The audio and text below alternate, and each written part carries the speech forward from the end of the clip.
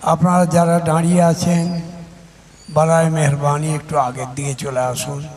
সামনে জায়গা ফাঁকা আছে, বুঝতে পারা যাবে। একটু বসে যান, দোয়া হবে।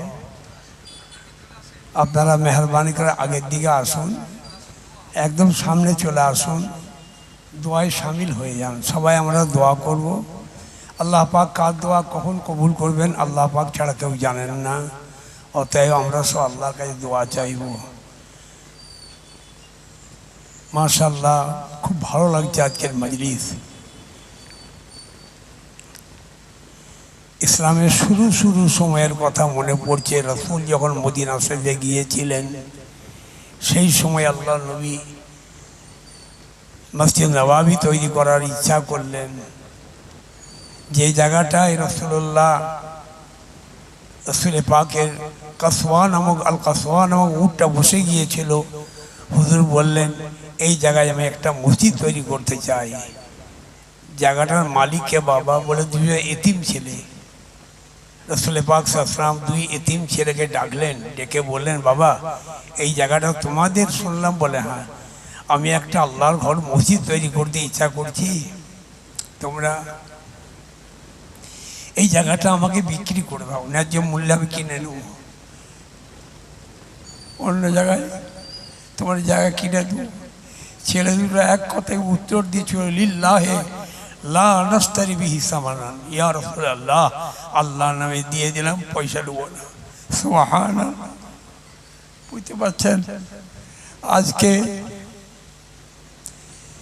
একটা মাদ্রাসা হবে, মহিলাদের মাদ্রাসা।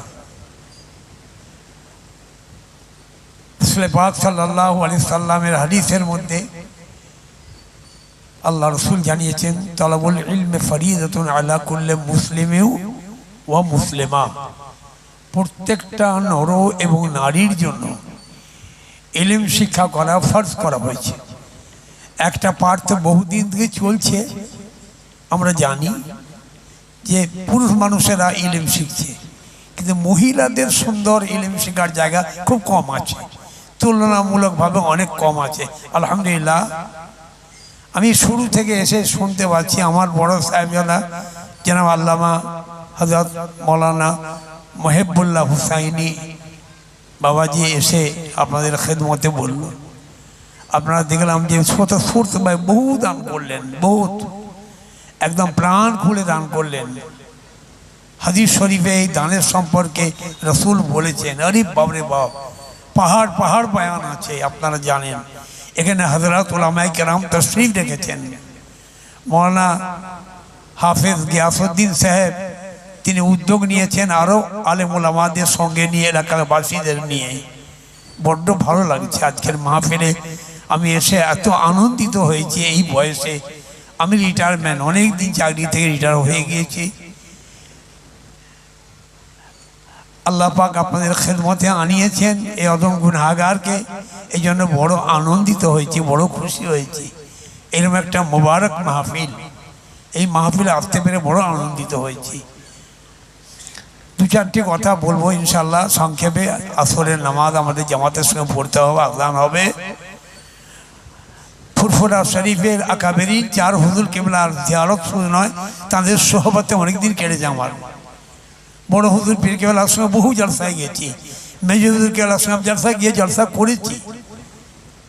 ছোট হুজুর কেবলা তো আমার শুনেছেন, তার সঙ্গে আমি বহু জলসায় বাংলা আসাম বিভিন্ন জেলায় গিয়েছি।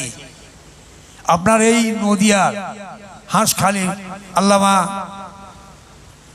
কি নাম ভুলে যাচ্ছে এখন, তাওয়াক্কাল আলী সাহেব, একসময় জলসা করেছি। বড় হুজুর কেবলা ছিলেন, প্রথমে একজন অনেকগুলো মৌলানা ওয়াজ করলেন, তাওয়াক্কাল সাহেবের আগে আমি ওয়াজ করলাম, হুজুর দিলেন, তারপরে তাওয়াক্কাল সাহেব করলেন, শেষে বড় হুজুরকে দোয়া করলেন। এরকম প্রায় এদিকে এসেছি বিভিন্ন জায়গায়, বড় বড় এদিকে ইলমের সামান্দার বলা হয়, বুঝলেন। এরা একবারে ইলমের জাহাজ। আজকেও মাশাআল্লাহ আজকে অনেক ইলমের সামান্দার এসছেন, বড় বড় আলেম এসছেন, বিভিন্ন মাসলা থেকে এসছেন। আলহামদুলিল্লাহ এনারা এসে এখানে শামিল হয়েছেন। আপনারা সব ফুরফুরা শরীফের মাসলাকের মানুষ, মুজাদ্দিদ জামানের সিলসিলার মানুষ। আলহামদুলিল্লাহ জানটা ভরে গেল দেখে। আল্লাহ পাকের বড় মেহরবানি, বড় রহমত। আল্লাহ এইরকম একটা সুন্দর মাহফিল, সুন্দর পরিবেশ, এখানে একটা মহিলা মাদ্রাসা কায়েম হতে চলেছে আলহামদুলিল্লাহ। জান লুটিয়ে দেন, জান লুটিয়ে দেন, ধন দেন, দৌলত দেন, টাকা দেন, পয়সা দেন, মেহনত দেন, সদকা জারিয়া হয়ে যাবে। সদকা জারিয়া তো মুখে শুনেছেন, সদকা জারিয়া কাকে বলা হয়? যে দান কখনো বন্ধ হয় না, দানের স্বভাব আল্লাহ পৌঁছে দিতেই থাকেন, দিতেই থাকেন, দিতেই থাকেন, কোনো দিনের জন্য বন্ধ হয় না। একে সদকা জারিয়া বলা হয়। আলহামদুলিল্লাহ, আল্লাহ পাকের দরবারে শুকরিয়া আদায় করি। একটু হামদানাত নিয়ে দু একটা কথা বলি। আউযু বিল্লাহি মিনাশ শাইতানির রাজিম। বিসমিল্লাহির রহমানির রহিম। আলহামদুলিল্লাহি রাব্বিল আলামিন ওয়াসসালাতু ওয়াসসালামু আলা রাসূলিল্লাহ। আলহামদুলিল্লাহ والصلاة والسلام على رسول الله.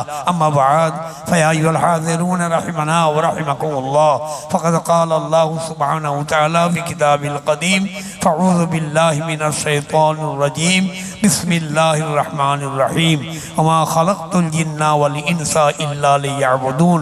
صدق الله المولانا العظيم.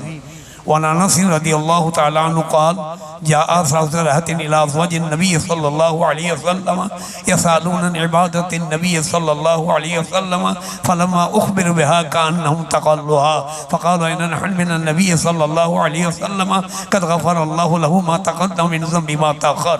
فقال أحدهما: ما أنا فأصلي الليل أبدا، وقال الآخر: أنا أصوم النهار أبدا ولا أفطر، وقال الآخر: أنا أعتزل النساء فلا أتزوج أبدا. فجاء النبي صلى الله عليه وسلم إليه فقال: أنتم الذي قلتم كذا وكذا، أما والله إني أخشاكم لله وأتقاكم له، لكني أصوم وأفطر وأصلي وأرقد وأتزوج النساء، فمن رغب عن سنتي فليس مني. متفق عليه. وقال الله تعالى في شان مصطفى: إن الله وملائكته يصلون على النبي يا أيها الذين آمنوا صلوا عليه وسلموا تسليما. اللهم صل على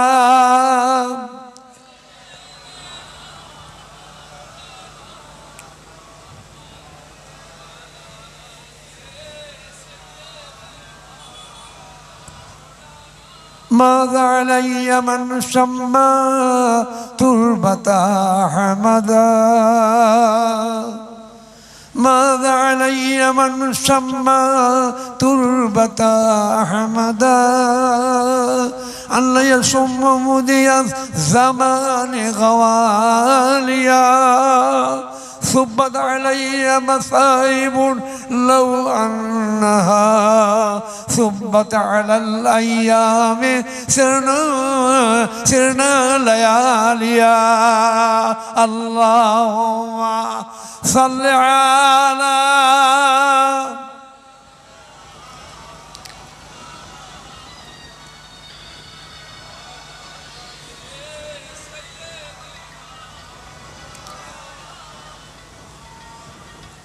এই কবিতাটা মা ফাতেমা রাদিয়াল্লাহু আনহা তৈরি করা কবিতা। রাসূলুল্লাহর ইন্তেকালের 3 দিন পরে মা ফাতেমা এই কবিতা নিজে তৈরি করে পাঠ করেছিলেন। সুবহানাল্লাহ। মা ফাতেমা রাদিয়াল্লাহু আনহা এই কবিতা রাসূলুল্লাহর ইন্তেকালের 3 দিন পরে নিজে তৈরি করে পাঠ করেছিলেন। বুঝতে পারছেন? আমার খুব ভালো লাগে এই কবিতা, মাঝে মাঝে আমি পড়ি, তাই আপনাদের খেদমতে পড়লাম। ইনশাল্লাহ যদি মৌকা হয় শেষের দিকে মানেটাও বলে দেবো। আলেমুলামারা তো মানে বুঝতেই পেরেছেন। যাই হোক, মহিলা মাদ্রাসা তো সেই জন্য আমার রাসূলুল্লাহর পাক দাওয়ানা বিবিরা, আম্মা জানেরা, মা আয়েশা সিদ্দিকা রাদিয়াল্লাহু আনহা, হযরত ফাতেমা তুজহরা, এরা সব কত বড় বড় আলেমা ছিলেন, বড় বড় সমস্ত আলেমা ছিলেন। অনেকে আলেমাও ছিলেন আর আবেদাও ছিলেন। মা রাবিয়া বাসারিকে লোকেরা বলল, আম্মা জান, যত বড় আপনি আবেদা, জাহেদা, সালেহা হন না কেন, মেয়েরা কোনো কালে আল্লাহর নবী হয় নাই। আম্মা জান একটা সুন্দর উত্তর দিয়েছিলেন, মেয়েরা কোনো কালে আল্লাহর নবী, রসুল, পয়গম্বর হন না সত্য, কিন্তু পৃথিবীর মাটিতে যে যত নবী, রসুল, পয়গম্বরের আগমন হয়েছিল সব মেয়েদের পেটেই হয়েছিল। মেয়েরা নবী হয় না বলে নবীদের মা হয়েছে।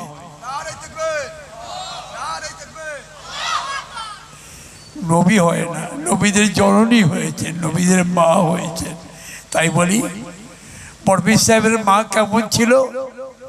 কিতাব পড়ে দেখুন, পরভীর সাহেবের লেখা কিতাব পড়ুন, গনিয়ত তালিবিন পড়ুন, ফতুল গায়েব পড়ুন, ফতেহ রব্বানি পড়ুন, কাসিদায়ে গাউসিয়া পড়ুন। আমরা একটা এলিমের একটা সময় পেয়েছিলাম, আহ্বাল ছিল।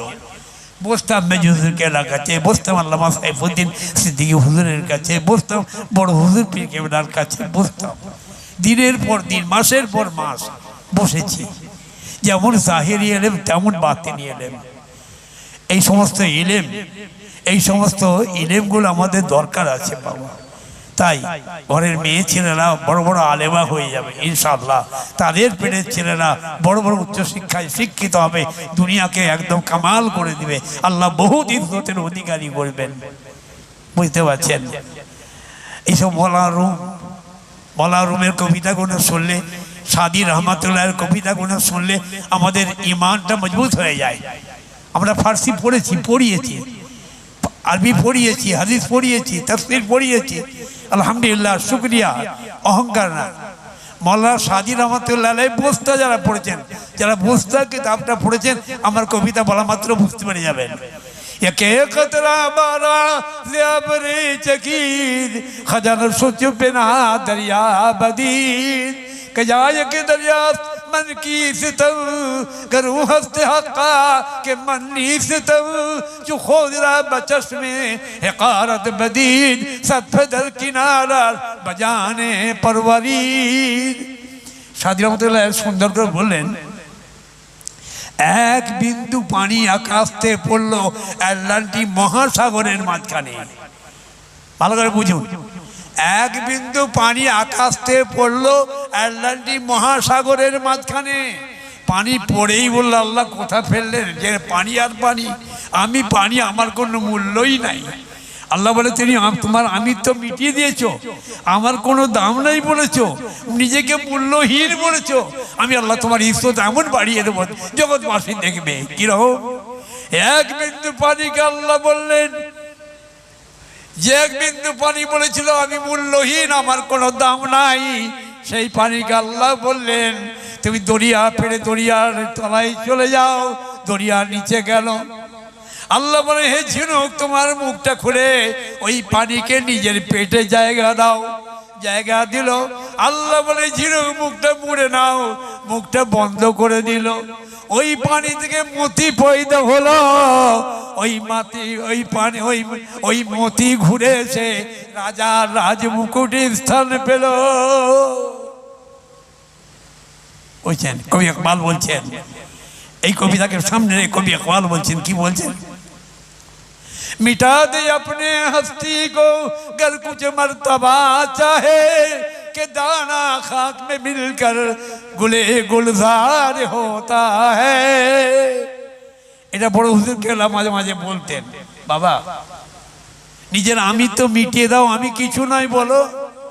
গোলাপ ফুলের দানাটা, গোলাপ গাছ, গোলাপের দানাটা আগে মাটির সঙ্গে মিশে গেল, পরে গোলাপ গাছ হলো, তাতে ফুল হলো, এলাকাকে সুন্দর খুশবু বিতরণ করে বিরাট ইজ্জতওয়ালা হয়ে গেল। সুবহানাল্লাহ। অতএব আল্লাহ রাব্বুল আলামিন পরওয়ারদিগারে বেনিয়াম এই হুশ, এই জ্ঞান, এই আকল, আপনার ঘরের ছেলে আলেম হবে, আপনার ছেলের ঘরে আপনার ঘরের ছেলেরা হাফেজ হবে, ডাক্তার হবে, ইঞ্জিনিয়ার হবে, মাস্টার হবে। আমি শুনছিলাম আমার বড় সাহেবজাদা বলছিল, এখনই আমার মেজর সাহেবজাদা সময় পেল না, একটু বললো। ছোট সাহেবজাদা বলেছেন, আরও অন্যান্য আলেমুলামারা বলেছেন, ইনশাল্লাহ অনেকেই বলেছেন। দিনে আমাদের মুখ্য উদ্দেশ্যটা ওয়াজ নয়, একটু দোয়া এবং ভিত্তি স্থাপন করা। আল্লাহ পাকের নাম নিয়ে আমরা ভিত্তি স্থাপন করব, যেন এই ভিতকে আল্লাহ মজবুত করে কিয়ামত পর্যন্ত এই ভিতকে আল্লাহ পৌঁছে দেন। সুবহানাল্লাহ। আল্লাহ যেন বাসাকে কবুল করে নেন।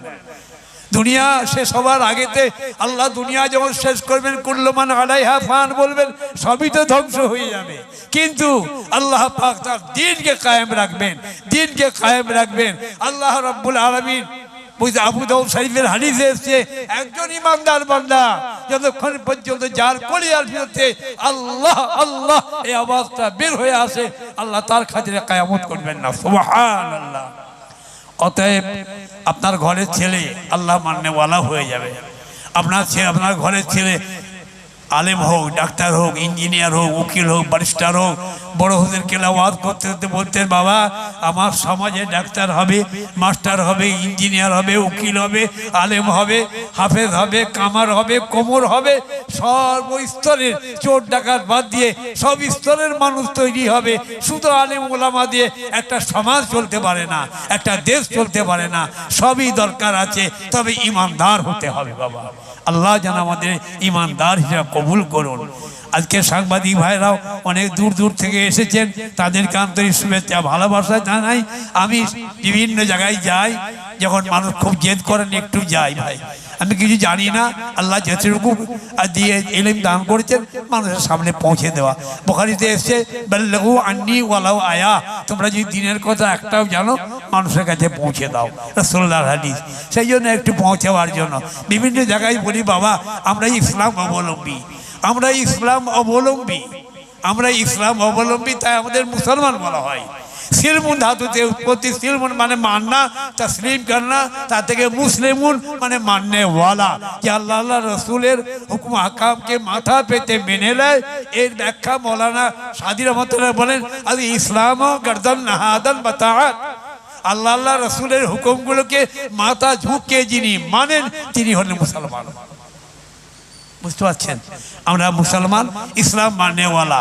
ইসলামটা আমরা যদি ইংরেজিতে লিখি, একটা কোন বিদ্বান বলেছেন ইসলাম ISLAM, Islam, I for I, S for sword, L for love, A for all, M for mankind, I for love all mankind। আমার উচিত সারা বিশ্বের মানুষকে ভালোবাসা। রাসূল কি বললেন লা ইয়ারহামুল্লাহু মান লা ইয়ারহামুন নাস, আল্লাহ তার উপর রহম করেন না যে মানুষের উপর রহম করে না। আপনার নিশ্চয়ই জানা আছে বুখারী শরীফের হাদিসে এসেছে একজন মহিলা আরবের মরু প্রান্তের উপর দিয়ে যাচ্ছিল কোনো বদ কাজ করার জন্য। একটা কুয়ার পাশে একটা কুকুরের বাচ্চা আর পাশে হাঁপাচ্ছিল, তাড়াতাড়ি করে পানি তুলে নিয়ে কুকুরের বাচ্চার মুখে দিল, মাথায় দিল, সে নির্জীব কুকুরটা সজীব হলো। এরই খাতিরে আল্লাহ তার জীবনের গুনাহগুলো মাফ করে দিয়েছিলেন। मूसा अलैहिस्सलाम আল্লাহ দরবারে ইলতিমাস রাখলেন, দরখাস্ত আল্লাহ আমার কোন আমল কবুল করে নবুয়ত ও রিসালাত দান করেছেন। আল্লাহ বলেন তোমার ছোট্টবেলা একটা কাজে আমি আল্লাহ খুশি হয়ে তোমাকে দান করেছি, তোমার একটা ছোট্টবেলার কাজে আমি আল্লাহ খুশি হয়ে তোমাকে এই নিয়ামত দান করেছি। বলে কি? বলে যখন তোমার পাল থেকে ছাগল ছুটে ছুটে পালাচ্ছিল, একটা ছাগল দৌড়ে পালাচ্ছিল, তুমি প্রত্যেকবারে গিয়ে তাকে টেনে নিয়ে এসে পালে রাখছিলে। শেষে সে দৌড়ায় আর তোমার খুব রাগ উঠেছিল, হাতে লাঠি নিয়ে দৌড়াচ্ছিলে, সামনে পড়লো পাহাড় গাঢ়, সে আর যেতে পারেনি, তোমার মুখের দিকে চেয়ে চেয়ে ছলো ছলো নয়নে তোমার করুণা চাইছিল। আমি আল্লাহ তোমার অন্তরে এত মহব্বত দিলাম, ছাগলটি কাঁধে করে নিয়ে এসে পালে ছেড়ে দিয়েছিলে। এই সিনটা আমি আল্লাহকে বড্ড ভালো লেগেছিল, তারই খাতিরে আমি তোমাকে নবুয়ত দান করলাম, রিসালাত দান করলাম, কিতাব দিলাম, পয়গম্বরি দিলাম, আমি তোমাকে মিরাকেল অলৌকিক ক্ষমতা মুজিজা দান করলাম। হাতের লাঠি ছাড়লে সাপ হয়ে দৌড়ায়, দৌড়ে গিয়ে মাথা ধরে খাড়া করলে পুনঃ সাপে পরিণত হয়, এবং হাতটা বগলের মধ্যে প্রবেশ করিয়ে গোলাকার করলে সূর্যের মতো আলো হয়ে যায়। এই দুটো আমি তোমাকে অলৌকিক ক্ষমতা দান করলাম। এই খাতিরে একটা জীবের প্রতি দয়া করে আজ গোটা ভারতবর্ষের দিকে তাকিয়ে দেখুন ভাই, আমরা কে হিন্দু কে মুসলমান বিচার করতে আসিনি এখানে। এখানে মানুষের প্রতি দয়া, মানুষের প্রতি মায়া যদি না থাকে, সে মানুষ নামে কলঙ্ক, সে মানুষ নামে জঘন্য, সে মানুষের কোনো মূল্য নাই, সে মানুষের কোনো দাম নাই। আমরা প্রত্যেকেই একে অপরকে ভালোবাসবো। আমি হাদিস শরীফে দেখেছি হুজুরে পাক সাল্লাল্লাহু আলাইহি ওয়াসাল্লাম সাহাবায়ে কেরামদের নিয়ে বসে আছেন, একটা লাশ মোবারক আনা হলো। বুখারী শরীফ বাবুল বাকা আলাল মাইয়িত অধ্যায়, আল্লাহ নবী সাল্লাল্লাহু আলাইহি ওয়াসাল্লাম ওই লাশ দেখলেন, সাহাবায়ে কেরামরা বলেন ইয়া রাসূলুল্লাহ, এই লোকটি জীবদ্দশায় সর্বরকম গুণের অধিকারী ছিল, নামাজি, পরেজগার, দিনদার, এত সুন্দর আখলাক, এত সুন্দর ব্যবহার, ইনার ব্যবহারে আমরা মুগ্ধ, বারে বারে তার প্রশংসা করায় নূরের জবানে আল্লাহ নবী ঘোষণা দিয়েছিলেন সহিহুল বুখারী বাবুল বাকা আল মাইয়িত অধ্যায়। রাসূল কি বললেন? মান আসনাইতুম আলাইহি খায়রান ওয়াজাবাত লাহুল জান্নাহ ওয়া মান আসনাইতুম আলাইহি শাররান ওয়াজাবাত লাহুন নার আনতুম শুহাদাউল্লাহি আলাল আরদি। রাহুল বুখারী। হুজুর বলেন যাকে ঈমানদারের দল, ভালো লোক, ভালো লোক, ভালো লোক বলে সাক্ষী দেয়, আল্লাহ তার জন্য জান্নাত ওয়াজিব করে দেয়। সুবহানাল্লাহ। যাকে ঈমানদারের দল খারাপ লোক, খারাপ লোক, খারাপ লোক বলে সাক্ষী দেয়, আল্লাহ তার জন্য জাহান্নাম ওয়াজিব করে দেয়। আনতুম শুহাদাউল্লাহি আলাল আরদ, আল্লাহর জমিনে তোমাদের মতো নেক লোকদের সাক্ষী আল্লাহ গ্রহণযোগ্য। এখানে আরেকটা হাদিস এসছে পাশাপাশি, একটা ইহুদি লোকের লাশ নিয়ে যাওয়া হচ্ছিল, ইহুদি লোকের লাশ নিয়ে যাওয়া হচ্ছিল। আল্লাহ নবী দাঁড়িয়ে বললেন, সাহাবা বলে হুজুর এটা ইহুদির লাশ। আল্লাহ নবী বলে ইহুদি হোক না, তার মধ্যে আমার মধ্যে একটা প্রাণ ছিল, সেই মানুষটা আমার সামনে তার লাশ নিয়ে যাওয়া হচ্ছে, এই জন্য আমি সেই মানুষটার প্রাণ ছিল, সেই মানুষটার প্রাণ আল্লাহ দরবারে জমা পড়ে গেছে, আমি সেই জন্য মানুষ হিসাবে তার সম্মান দিলাম। সুবহানাল্লাহ বিহামদিহি। ভাই ওয়াখির দাওয়ানা আলহামদুলিল্লাহি রাব্বিল আলামিন। আপনারা দান তো সব করে দিয়েছেন ভাই, আপনারা যদি আপনারা মেহরবানি করে আমার হাতে কেউ দেন, আমি বিভিন্ন জায়গায় যাই, বুঝছেন, যাই, মানুষ দেয়, হয়ে যাওয়ার পরও বাংলাদেশেও গেছি, বাংলাদেশেও আচ্ছা ভাই চাঁদা উঠার পরেও আমি বলেছি লোক টেবিল বোঝাই করে টাকা দিয়েছি। আপনারা আর দেওয়ার তো জায়গায় আপনারা দেবেন, সবসময় দেবেন। আজকে যদি আরও কেউ কিছু দেন ভাই, আপনারা যদি দেন কিছু, আমি খুব খুশি হব, আল্লাহ কাছে দোয়া চাইবো। আমি মুসাফির মানুষ, মুসাফিরের দোয়া রাসূলুল্লাহ বলছেন তিনটে দোয়া, তিনটে হাঁক আল্লাহ তবে তৎক্ষণাৎ আরশ কবুল হয়ে যায়, তার মধ্যে একটা মুসাফিরের হাঁক, বুঝলেন। আমি মুসাফির মানুষ, একটু দোয়া চাই। আপনার ক্যাশও দিতে পারেন আমার হাতে।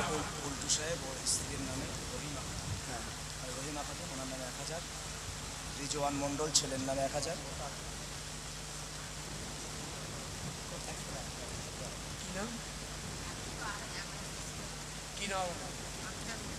আনসার মন্ডল, আনসার মন্ডল সাহেব নগদ 100 টাকা, 1 বস্তা সিমেন্ট।